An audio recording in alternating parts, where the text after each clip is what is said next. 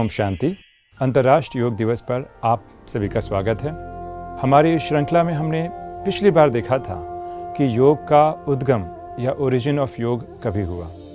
सबसे पहले हमने शुरुआत की थी सिंधु घाटी सभ्यता से, और सिंधु घाटी सभ्यता में हमने देखा था कि जैसे कहा जाता है कि योग का उद्गम कहीं न कहीं वहाँ से हुआ होगा, तो वो कहीं हमारे पास सटीक प्रमाण नहीं मिलते हैं।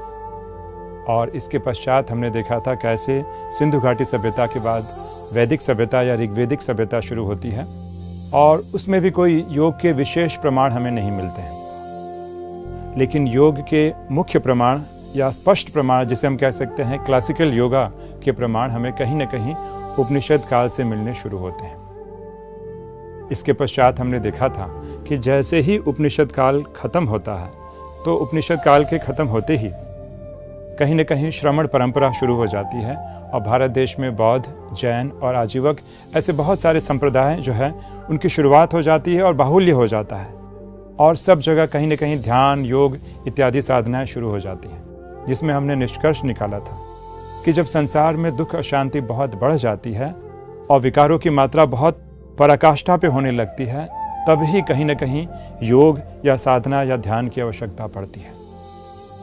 अब आज की श्रृंखला में हम इसी कड़ी को आगे बढ़ाते हुए कुछ और भी गुह्य रहस्यों को समझने का प्रयास करेंगे। तो जैसे ही ये श्रमण परंपरा का काल अभी ख़त्म ही होने वाला रहता है, तभी भारत में महाकाव्यों की शुरुआत हो जाती है। रामायण और महाभारत जैसे महाकाव्य जो हैं, उनकी रचना कहीं न कहीं उत्तर भारत में इसी काल में ही प्रारंभ हो जाती है। यह एक ऐसा काल था जिस समय भारत में बहुत सारे आक्रमण हो रहे थे, और उस समय जो है ये वाल्मीकि और महर्षि व्यास द्वारा रचित ये ग्रंथ, जो पहले श्रुति के रूप में थे, अब उसे लिखित रूप में उपलब्ध होना कहीं न कहीं प्रारंभ हो गया। तो हम बात कर रहे थे योग की, तो योग का जिक्र रामायण और महाभारत में भी आता है। अगर महाभारत की हम बात करें तो महाभारत में स्पष्ट उल्लेख है कि सांख्य जैसा ज्ञान नहीं और योग जैसा बल नहीं। तो योग को एक बहुत बड़ा बल माना गया है, और महाभारत से भी बहुत सारे प्रमाण मिलते हैं कि कैसे उस समय गुरुकुल में भी लोग इस प्रकार की साधनाएं शुरू करते थे या शुरू किया करते थे। लेकिन इन सारी प्रक्रियाओं में कहीं पे भी हमें हठ योग, या जिसे हम फिजिकल एक्सरसाइज या आसनास की बात करते हैं, उसका इतना स्पष्ट उल्लेख नहीं है।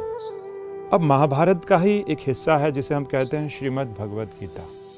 और अगर हम श्रीमद् भगवद गीता की बात करें तो श्रीमद् भगवद गीता बहुत ही अहम रोल अदा करती है योग के विषय को लेकर, और इसीलिए हम देखते हैं कि श्रीमद् भगवद गीता को हम युद्ध शास्त्र नहीं लेकिन योग शास्त्र कहते हैं। और गीता में जितने भी अध्याय हैं, सभी अध्यायों के जो नाम हैं उनके पीछे योग लगता है। अर्जुन विषाद योग, सांख्य योग या मोक्ष संन्यास योग, जितने भी अध्याय हैं, तो गीता मूलतः कोई युद्ध शास्त्र नहीं लेकिन योग शास्त्र है। और मेजॉरिटी जो श्लोक हैं गीता में वो योग के संबंधित ही हैं।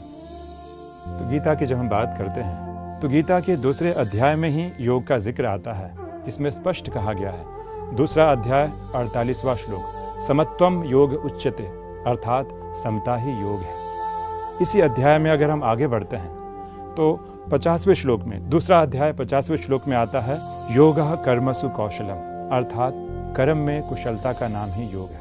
तो इस प्रकार हम देखते हैं कि गीता कैसे योग को परिभाषित करती है, और उसके बहुत सारे अर्थ दिखाए गए हैं। गीता के 6ठे अध्याय में भी फिजिकल तरीके से कैसे योग किया जाता है उसके कुछ एक जिक्र किया गया है, लेकिन ऐसा नहीं कि कोई फिजिकल आसनास की बात की गई है जैसे आज के समय में हमें दिखाई देता है। लगभग जैसे ही गीता लिखी जाती है, जिस पर कहीं न कहीं उपनिषदों का प्रभाव पड़ता है, तो कुछ ही समय के अंतराल में महर्षि पतंजलि योग दर्शन या योग सूत्र नाम का अपना बहुत ही प्रभावशाली ग्रंथ लिखते हैं, और भारतीय सभ्यता में या भारतीय संस्कृति में पहली बार योग को कहीं न कहीं सूत्रों के रूप में कहीं न कहीं एक रूप प्रदान किया जाता है दर्शन के रूप में। महर्षि पतंजलि की बात करें, क्योंकि आज जब भी हम योग की बात करते हैं तो लोगों का ध्यान कहीं न कहीं महर्षि पतंजलि पर जाता है। महर्षि पतंजलि के काल के बारे में काफ़ी कुछ जो है चर्चाएं होती हैं, और कई बार डिबेटेबल इशू भी हो जाता है, लेकिन प्रायः लोग मानते हैं कि वे ईसा मसीह के 200 वर्ष के आसपास हुए, और कहीं न कहीं वह तक्षशिला यूनिवर्सिटी के साथ उनका कुछ न कुछ संबंध रहा होगा।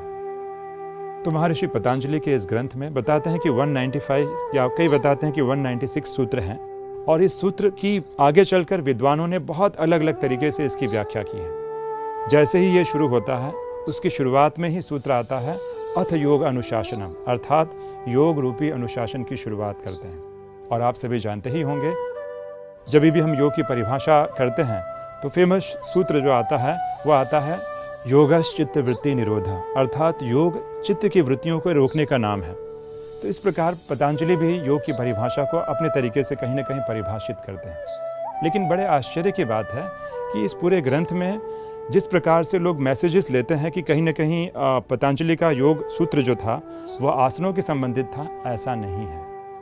हम ये देख रहे हैं कि चाहे वैदिक काल हो, चाहे महर्षि पतंजलि की बात कर रहे हों, कहीं पर भी इस प्रकार के आसनों को प्रमोट नहीं किया गया है। जब हम योग की बात करते हैं तो कहीं ना कहीं मेडिटेशन की बात बताई गई है, ध्यान की बात बताई गई है। हाँ, आसनों का जिक्र ज़रूर आता है, लेकिन विशेष ऑब्जेक्टिव और विशेष जो फोकस है कहीं ना कहीं वो मेडिटेशन को लेकर ही है। इस प्रकार ये योग का इतिहास आगे बढ़ते जाता है और बताते हैं कि ईसा मसीह के लगभग 500 वर्ष के बाद तंत्र की शुरुआत होती है भारत में। और तंत्र से ही आप जानते हैं कि तांत्रिक इत्यादि शब्द बने हैं। और तंत्र का प्रभाव बुद्धिज़्म, जैनिज़्म और अन्य जो भी संप्रदाय हैं उनके ऊपर कहीं ना कहीं उसका प्रभाव दिख पड़ता है। तो ये पूरा इतिहास था योग का, प्राचीन भारत में क्या उल्लेख है और क्या महत्व है। अब ये इतिहास की धारा धीरे धीरे कहीं ना कहीं आगे बढ़कर मध्यकालीन भारत की ओर आती है। और जब हम मध्यकालीन भारत की बात बताते हैं तभी गुरु गोरखनाथ अपना एक बहुत ही बड़ा योगदान इसमें देते हैं। और कईयों का मानना है कि हठ योग जिसे प्रमोट किया गया उसमें कहीं ना कहीं नाथ संप्रदाय के जो योगी थे उनका काफ़ी इसमें योगदान रहा है। तो श्रृंखला आगे बढ़ती है और भारत में कहीं ना कहीं इस्लाम धर्म का प्रभाव दिखता है। और लगभग सन 1500 के आसपास हठ योग प्रदीपिका नाम की ग्रंथ की रचना होती है, जिसमें आसनास अलग अलग प्रकार के आसनों का जिक्र आता है। और यहाँ से आसनों की शुरुआत होती है। लेकिन तभी भी भारत में फिजिकल योगा का इतना महत्व नहीं था। अब यही श्रृंखला धीरे धीरे आगे बढ़ती है और हम मॉडर्न युग में आ जाते हैं। और सन 1890 में स्वामी विवेकानंद भारत से जाते हैं और पाश्चात्य जगत पर योग की अमिट छाप को कहीं ना कहीं वह प्रभावित और संचारित करते हैं।